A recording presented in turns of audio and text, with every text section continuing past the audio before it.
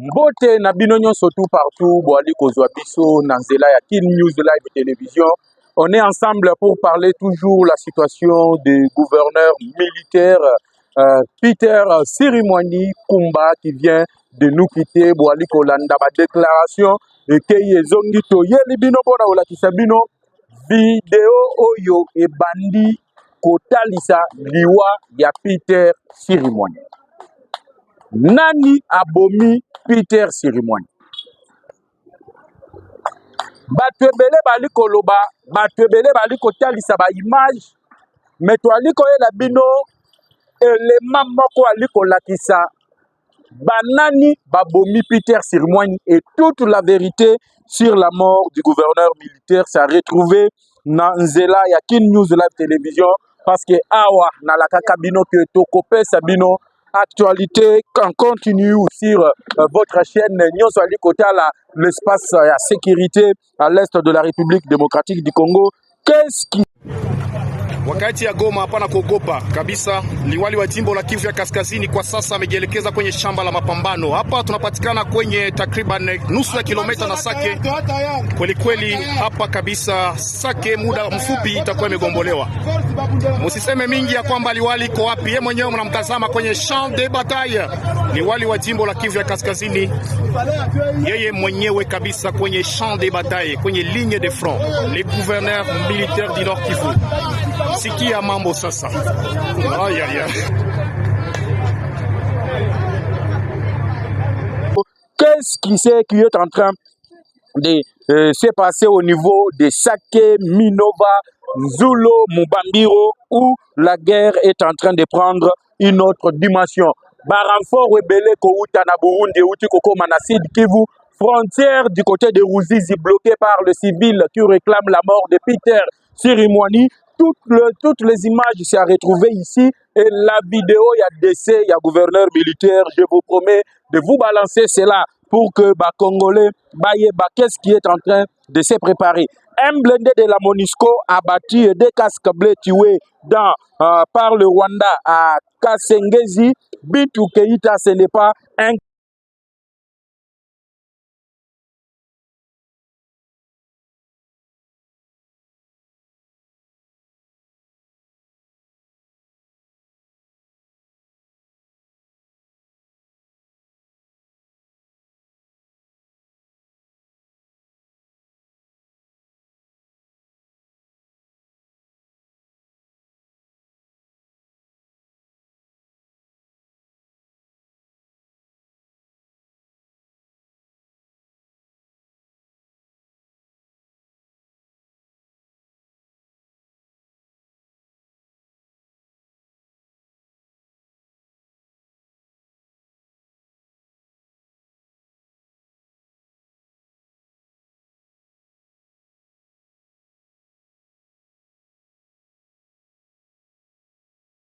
Ça chauffe ici.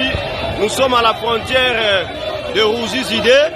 Nous sommes à la frontière de Ruzizi. La population vient de déborder. On appelle Bavuke Paka Rwanda pour aller présenter un signal fort au signal à Kagame qu'ils sont prêts à frapper les Rwandais. La police est débordée ici où nous sommes. Nous ne savons pas comment gérer la situation. Ici, toute la population, avec des motards et autres, sont condensés, ils sont amassés ici pour vouloir traverser et aller au Rwanda. Ça chauffe, ça chauffe, ça chauffe. Ça, c'est un signal fort pour Kagame qui est en train de vouloir provoquer la RNC. C'est un signal fort, c'est un signal fort, c'est un signal fort. Et voilà. La frontière est débordée. La frontière est débordée. La frontière est débordée. La frontière est débordée. La frontière est débordée. Les voici dans la frontière. À l'intérieur de la frontière où nous sommes, ça chauffe vraiment. Ils sont là, ils prennent la direction du Rwanda. On ne sait pas comment gérer la situation ici. On ne sait pas comment gérer la situation ici en douane. La frontière est tellement débordée. Les agents commis à la sécurité ici sont aussi débordés. Ils ne savent pas comment gérer les manifestants qui sont venus en masse pour mettre en garde Kagame et son gouvernement. Ça chauffe vraiment, ça chauffe ici. Ça chauffe vraiment. Ça chauffe, chers amis. Voilà la police qui est là pour sécuriser les manifestants, mais vraiment ça marche pas. Ils sont tous débordés. La police est débordée. On ne sait pas comment faire ici, Antoine. On ne sait pas comment faire vraiment.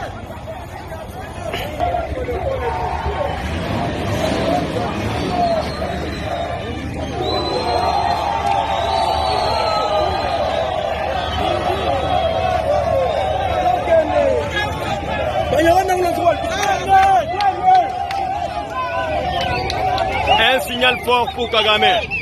Un signal fort pour Kagame.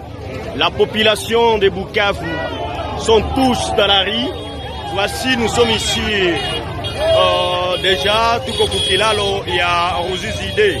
Donc ici... Ce n'est pas un crime contre l'humanité. Ceci, c'est une interpellation. L'ambassade des États-Unis, l'ambassade de la Grande-Bretagne, l'ambassade également de la France, Baliko Senga, Naba ressortissant, Naba Gognon surtout, Balongwa, Vili à Goma, parce que Nanga Asi a annoncé volonté naye ya occuper Goma et ainsi demande les ressortissants de leur pays de quitter Goma. Mbote na bino nyususu pote na ebino parce que toyebi ke bozalaka ebele surtout bande konabiso bozalaka na diaspora nzoto nde ezalaka na diaspora momolimo ezalaka na Congo parce que awa nde libota ebele bazalaka plutôt yango wana bozalaka na souci ya koyeba lolenge nini mboka likolamuka mboka ezali kokende bongo lolenge nini. Alors l'opération vengeance de Peter Sirimwani euti kozala lancé. Sukhoi 25 en direction du Rwanda. Le Wazalendo ne jure que par la vengeance de Peter Sirimwani. Oyo gouvernement lobby ke bako honoré, bako kundaye avec les honneurs. Le chef de l'État lobby a kozala bako matisaye na titre ya oto zali ko benga lieutenant général à titre posthume. Parce qu'Azali Milao ya koufi sur le front. A koufi arme à la main. Mokonzi mboka uti koloba.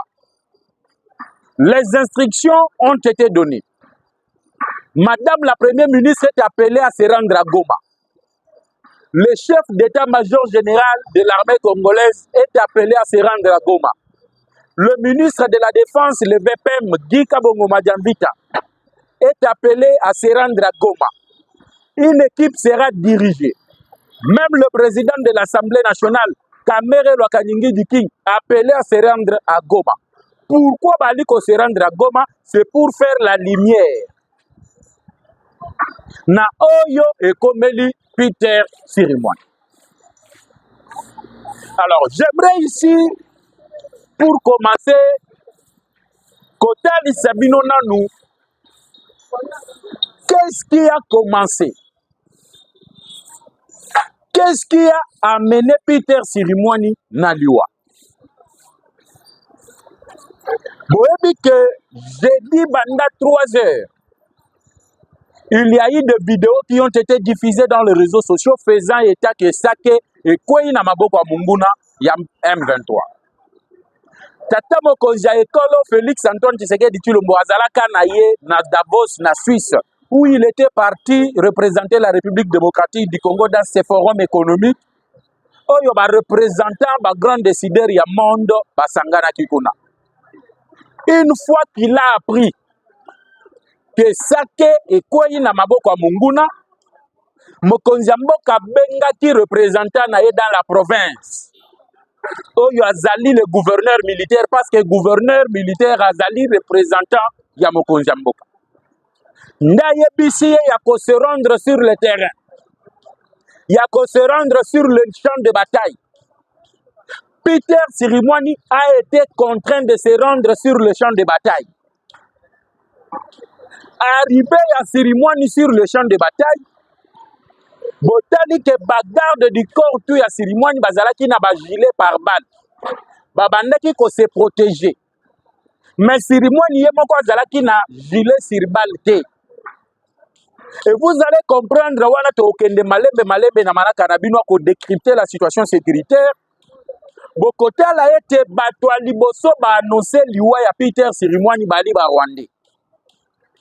Et vous allez comprendre que bisika Sirimwani a kufi en appui avec la vidéo bomona ke bisika wana banyarwanda bazalaki wana te M23 zalaki te. Mais banani bapesaki information na banyarwanda ke Sirimwani auti kozala touché par balle. Parce qu'à koyaki na mbiscade dans le territoire de Massissi, wana bandaki kozonga déjà Goma, la situation était déjà maîtrisée du côté de Sake, wana basuko et utaki déjà Komata, wana ba hélicoptère de combat et utaki déjà Komata. La situation maintenant, la question que les Congolais se posent, le Rwandais ba yebi ndengeli ni ke Sirimwani ba utaki ko touché ye par babal. Et lorsqu'il a été transporté vers Kinshasa, bakomi awa na 4 heures, le docteur Kangoudia Oyo, il y a hôpital, il y a Kantiati, hôpital Oyo, ils modernisé par le chef de l'État, ba salier, ba opération, ba extraire babal. Et lorsqu'il est mort, ba Rwandais, ba Liboso, il y a confirmé que Sirimwani est mort. Bazouaki information, Dengeli. C'est là que j'interpelle le chef de l'État sur la traîtrise Oyo ezali na kati ya armée na biso. La décision ya kozwa bato tout ba uta na brassage et mixage ya olokola bango à l'est de la République, c'est une décision qui reste à saluer. Parce que na minute tozali, il faut prendre des décisions impopulaires. Ba décision ya liko talisa que batu bali ko sepela nango te mais ali ba décision liko sunga mboka pote makambo ezonga na alima. Alors je vous disais mokonza mboka ye botinda Sirimwani akoma sur terrain. Arrivé à Sirimwani sur terrain, akutani na bambila, akutani na ba force spéciale ya armée congolaise. Wana ba uti kokima na Sake, wana ba wazalendo bakimi Sake ba kotike la Sake munguna. Facha yebisi Sirimwani va au front, va remonter la morale ya bambila na biso. Aya kutani sikona bambilo baliko uta front, bambila baliko reprocher Sirimwani, baliko yebisa yeke boti kabiso to bunda. Je veux que vous puissiez comprendre là où est venue la mort de Sirimwani. Nani abomiye, parce que la vidéo est claire. Nakati ya vidéo te aliko la kisa nyonso. Bambila baliko yebisa Sirimwani boti kabiso to bunda. Pourquoi avion de chasse yété? Wana bambila baliko poser question au gouverneur militaire, le représentant du chef de l'État, et qui avait demandé aux militaires yakosa la repli stratégique. Et pourquoi les militaires ne se sont pas attaqués na ba généraux Mususu, ba yeko s'attaquer ka na Sirimwani en lui demandant yaoting na ba Sukhoi. Et c'est après réclamation na bango nde ba Sukhoi ouye komata dans les après-midi. C'est là que le doute est bandi connaître au sein ya fidélité ya Peter Sirimwani. Mais ba imoka na sengeli na interpeller bino. Tokoki koloba nyonso ya traîtrise ya Sirimwani, tokoki koloba tout Sirimwani azaboy. Mais sengeli boye ba ke mbila azali ko mériter respect ya biso ba civil. Ndenge tozaboye tozali ba parents, ba chef ya ba famille.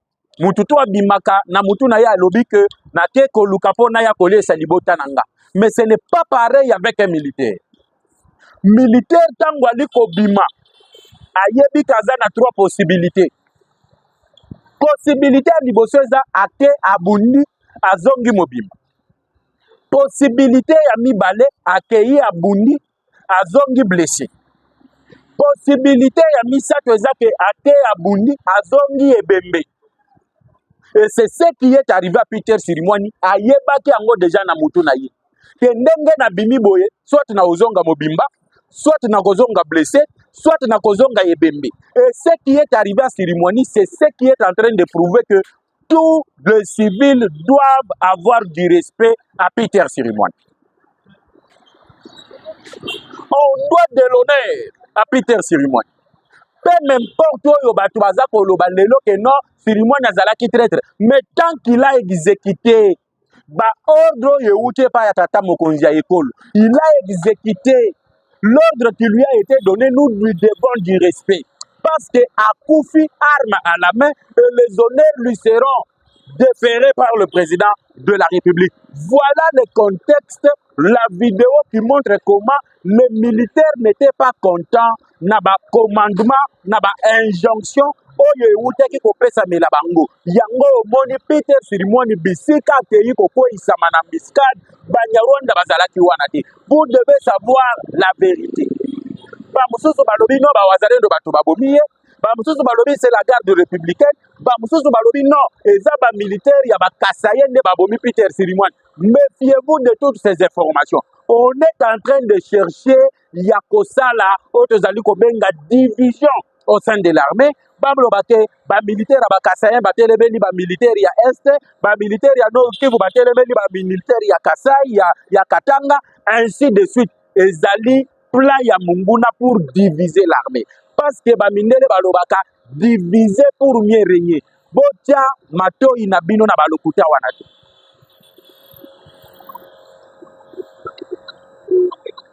Botia mato inabino na balokuta wanate. Cérémonie pour l'instant. La communication politique que je suis en train de faire, c'est un héros à côté na mulobo ya Bamamadunda. Les gens qui ne savent pas de quoi ils parlent, ils doivent savoir que Cérémonie a koufi nanda kunayete. Cérémonie a koufi sur les fronts. Cérémonie est parti se battre. Le lot a koufi pour Goma et Koyate. Le lot a koufi pour Sake Koyate. C'est ça l'image que nous avons pour l'instant de Peter Cérémonie. Les autres là que Cérémonie, abandaki côté Kaba Congolais, ça ne nous regarde pas pour l'instant. Pour Nabiso Cérémonie a koufi pour être Sake et Koyate. Cérémonie a koufi pour être Goma et Koyate. Voici l'image que nous retenons de Peter Cérémonie. La vidéo qui circule. Oh, yo ba Rwandais ba komi koloba no ba luba bazali ko réclamer liwa ya Peter Cérémonie. Oh ba luba ba lingi ba remplacer Oto Bengi John Chibang comme gouverneur, c'est faux. Parce que Rwandais ba komi déjà kolobela yango. Balobi ete no ba bomi de konabino pour ba remplacer Moulouba. C'est faux. Méfiez-vous de ces Rwandais. C'est dans leur stratégie de manipulation. Bazali ko manipuler le peuple. Le peuple ne doit pas céder. D'ailleurs, félicitations à ba civil tout. O ba kendaki ko tonda na barrière ya Ruzizi. Bisiko yo balingaki basila nana Kagame pour venger la mort de leurs frères. Qu'on ne vous ment pas. L'information certifiée est là. Cérémonie n'est pas un Rwandais. Cérémonie n'est pas un Tutsi. Cérémonie azali Mouchi Yassid Kivu. Voilà pourquoi bomoni bande konaye batondaki na oto zali kobenga frontière pour te passer la nakaka na Rwanda. La mort de Cérémonie peut engendrer plusieurs guerres, même tribales et ethnico na mboka na biso. Mais nous demandons aux Congolais de rester unis, de ne pas céder aux manipulations. La guerre nous a été lancée. La guerre de l'agression nous a été lancée. Et nous devons rester unis. To sengeli to tikala na bomoko pour te mettre hors d'état de nuire.